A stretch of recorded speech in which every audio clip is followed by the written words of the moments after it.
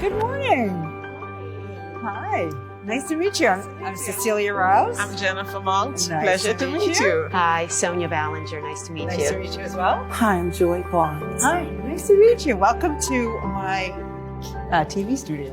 I want to thank you all for being here so that we can discuss this really important part of the President's initiatives, which is our ongoing work to bolster the care infrastructure. We're going to talk about how the Build Back Better framework will make historic investments in our care economy, lowering the cost of care and supporting the workers who provide this very, very critical service. This plan is an investment in our families, our workers, and our economy. Please share your experience as providers of care. My name is Joy Barnes. I'm from Richmond, Virginia, and I've been a home health aide for over 30 years. It's been hard. It's been really hard. You know, I have 6 grandkids, and to watch them grow when I'm always working, it was so sad that it was like they go on vacation. Nanny, can you go? I'm like, no, baby, I can't go on vacation. Nanny got to work. But why do you have to work all the time? I said, because I don't have nobody to take care of me. I got to keep on working. I'm Jennifer Monk, and I have been in this country for the past 22 years. I came from Trinidad and Tobago to provide, a better way of life for my family, for my children and myself. When I came here, I started working as a home health care provider. Being in the field, it's as much as I enjoy it, it's a tough one. Yeah, it is a tough one. Well, my name is Sonya Ballinger. I was a single mother.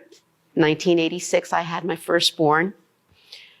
My mother took care of my daughter in the evening times when she was able to have a time off. That's when I was able to go to work. Fast forward, my daughter at that point, my second daughter, married, had her first child. So my daughter at that point didn't have paid leave. Her husband did not either, so he had to return back to work. She lost her job. So here we are dealing with one earner in the family, and her trying to find another job. Mom, can you help? So I was able to assist her a little bit, not as much. Fast forward a couple years later, second child comes along, and at that point, she calls me up. She goes, Mom, can you help us? And I spoke to my husband. My husband and I had a sit-down conversation. He said, Sonya, you're just going to have to leave your job. Your daughter needs you. So ever since then, I've been taking care of both the grandbabies. I took care of my mother the last 6 months of her life because she had dementia. So 9 to 9, every day, 9 to 9, taking care of her, and then taking care of the grandchildren in between that too. Let me tell you a little bit about my own journey, because that very much informs how I think about these issues as well. So I have 2 daughters. And I've had to navigate balancing care and work responsibilities for the last 20 years. Like many parents, and like you, Sonya, I was part of the sandwich generation, where I was caring for both my parents when they were living and my young children. My parents moved from California to New Jersey, where my sister and I live, so that they could be near us as they aged, which turned out to be really very important in the last years of their life. But I was also very fortunate to have access to very high quality childcare. I owe so much to my childcare provider. Her name is Sharon. My children still consider her their second mother. And I made sure her job was well compensated.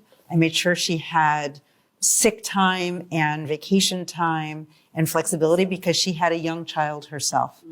And it was very important to me, as she was able to allow me to balance my career and my family. It was important to me that she be able to do so as well.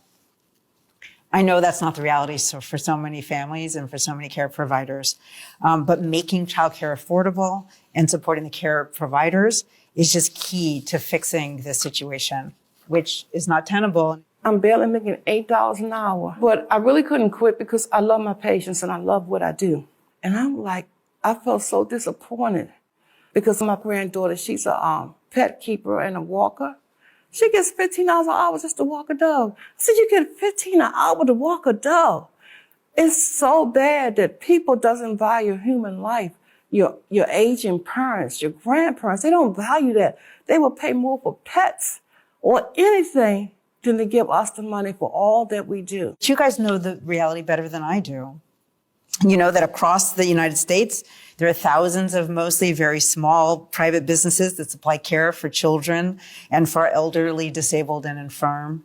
The care workers are among the lowest paid in our economy, and yet their care are the most treasured in our society, whether it be our youngest children who need to grow up to be productive, happy adults, or our elders to whom we owe so very much. And yet we know that combined with family budget constraints, which limits how much families can pay for care, that the pressures mean that many care providers are challenged staying afloat. So President Biden has always supported workers.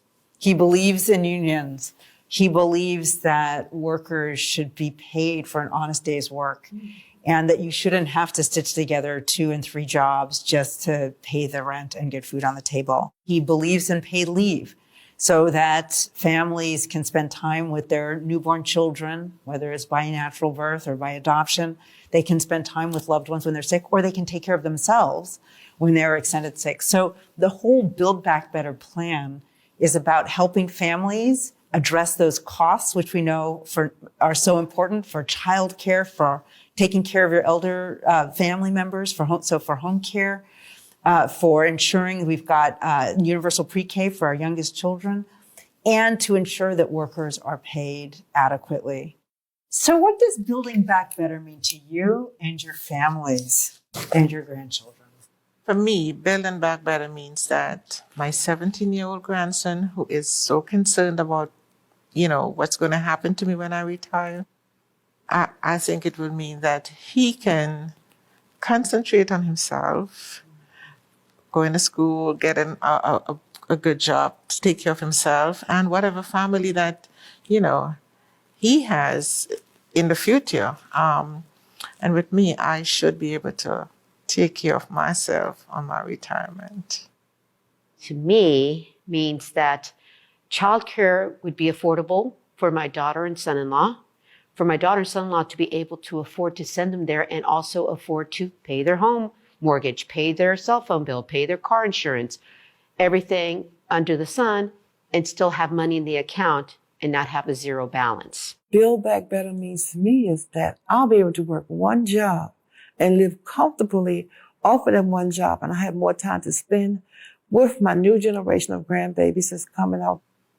So here's what I want to encourage you all to do. Keep telling your stories. Your stories are so impactful, and they resonate in a way that big statistics just do not tell the story in the same way. So tell the story, because that is the reality, not just for you 3, but for so many other, especially women. And we know it's especially women of color. And so keep telling your stories.